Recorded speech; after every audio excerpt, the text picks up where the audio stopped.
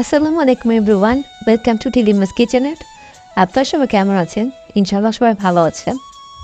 আজকে আমি রান্না করব পুঁই শাকের কুটা দিয়ে চিংড়ি মাছ। আর এই রেসিপিটি খুবই জনপ্রিয় একটু রেসিপি বাংলাদেশে। তো প্রথমেই আমি প্যানের মধ্যে দিয়ে দিচ্ছি 2 টেবিল চামচ পরিমাণ সয়াবিন তেল। এরপর আমি দিয়ে দিয়েছি 2টি পেঁয়াজ কুচি করে। এখন আমি দিয়ে দিলাম পরিমাণ মতো লবণ। লবণটা দিয়ে পেঁয়াজটা একটু হালকা বাদামি হয়ে আসলে আমি দিয়ে দিব আদা রসুন পেস্ট। আমি এখানে আদা রসুন পেস্ট দিয়েছি হাফ চা চামচ পরিমাণ। এরপর আমি দিয়ে দিলাম হাফ চা চামচ পরিমাণ করে হলুদ গুঁড়া, মরিচ গুঁড়া, ধনিয়া গুঁড়া, ভাজা জিরা গুঁড়া। এরপর আমি অল্প একটু পানি দিয়ে মশলাটা ভালোভাবে কষিয়ে নিয়েছি। এখন আমি দিয়ে দিলাম চিংড়ি মাছগুলো। আর চিংড়ি মাছগুলো আগে আমি হালকা একটু লবণ হলুদ দিয়ে মেখে রেখেছিলাম, এতে করে কালারটা খুব সুন্দর আসে। ভালোভাবে কষিয়ে নিতে হবে। এরপর আমি দিয়ে দিলাম 4টি কাঁচা মরিচ।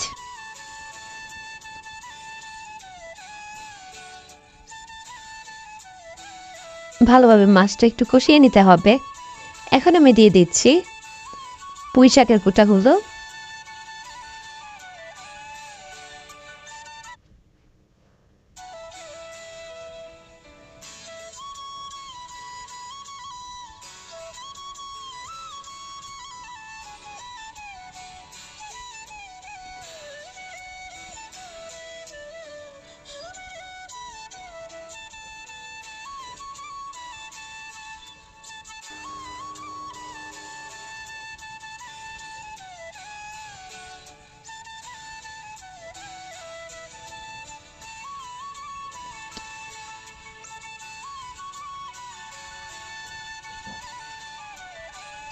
এখন আমি পুঁই শাকের কুটাগুলো উঠিয়ে দিব।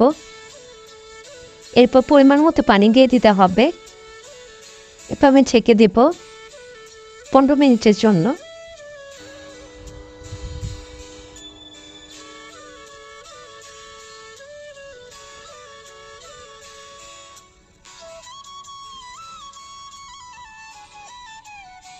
এখন ঢাকনাটা তুলে দিতে হবে, আবার নেড়ে দিব।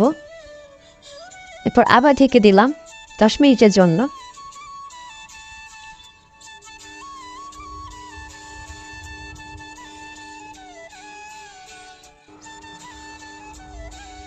হয়ে গিয়েছে পুঁই শাকের গুঁটাগুলো সিদ্ধ করা।